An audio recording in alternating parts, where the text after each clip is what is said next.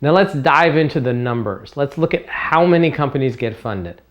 Well, it may surprise you to find out that here in the United States, over 500,000 companies get started every year.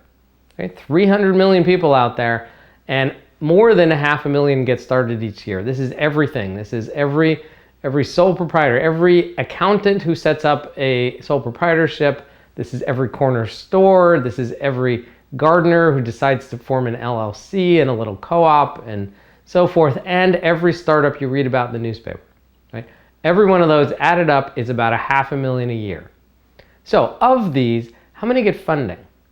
Well, of these, about 50,000 of them pitch to VCs.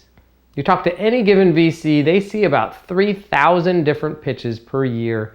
Lots of overlaps in there, but about 50,000 companies total go out to the 700 or so venture capital firms and pitch to get funding.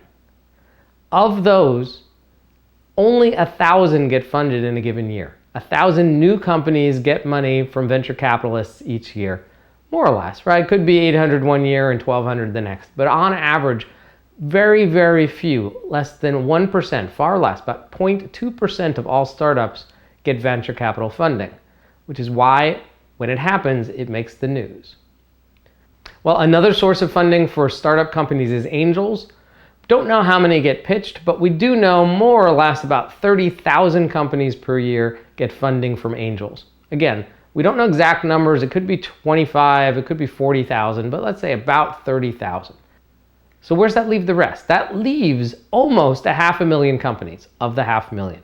Over 450,000 companies per year get started and never get a dime from an angel or venture capitalist. They instead bootstrap using their own funds, friends and family money, and any other means possible. Right? That's the sobering reality of raising money. And I'm just going to take a pause there and let that sink in, and then we'll move on.